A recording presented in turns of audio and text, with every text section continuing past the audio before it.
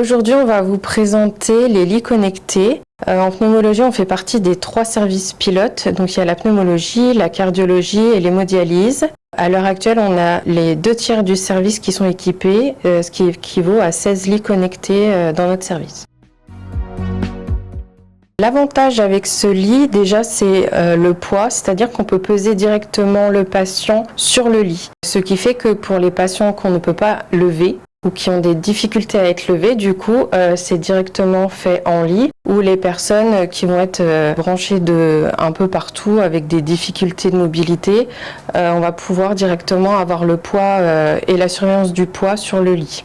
Ensuite, ce qui change sur ces lits, c'est qu'au lieu d'avoir 2 grandes barrières de chaque côté, on a 4 petites barrières. On peut vraiment adapter les besoins du patient pour sa sécurité ainsi que pour son aide à la mobilité.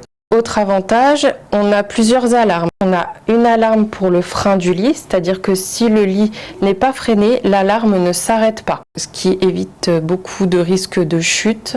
Ensuite, on peut mettre des alarmes sur l'inclinaison, c'est-à-dire que si votre patient a une prescription d'inclinaison, par exemple, pas plus de 40 degrés, on peut mettre une alarme et quand le patient va au-delà de cette inclinaison, on va avoir l'alarme qui va se déclencher. On a aussi des alarmes possibles sur les patients qui vont soit passer par-dessus les barrières et aussi une alarme qui va se déclencher sur une levée de lit. Pour les patients, par exemple, qui ne vont pas respecter une prescription de lit stricte ou sur les personnes qui vont être atteintes de troubles cognitifs et qui vont se lever avec des gros risques de chute. C'est vraiment très intéressant. Les alarmes nous aident à être alertés avant la chute.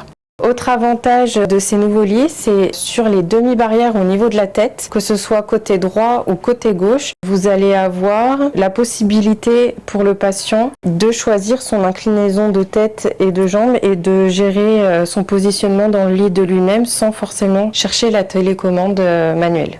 Il existe d'autres fonctionnalités sur ce lit connecté qu'on n'utilise pas forcément en pneumologie. Chaque service se l'approprie. Par exemple, en hémodialyse, ils utilisent le poids à 100 grammes près.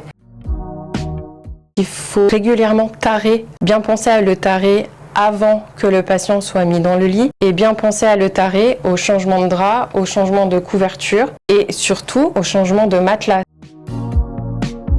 En ce qui concerne la mise en place des lits dans le service, c'est vrai qu'au début, on a pris un peu peur avec toutes les fonctionnalités, que ce soit connecté. Et au final, c'est très intuitif et du coup, c'est vrai qu'on l'adopte assez rapidement.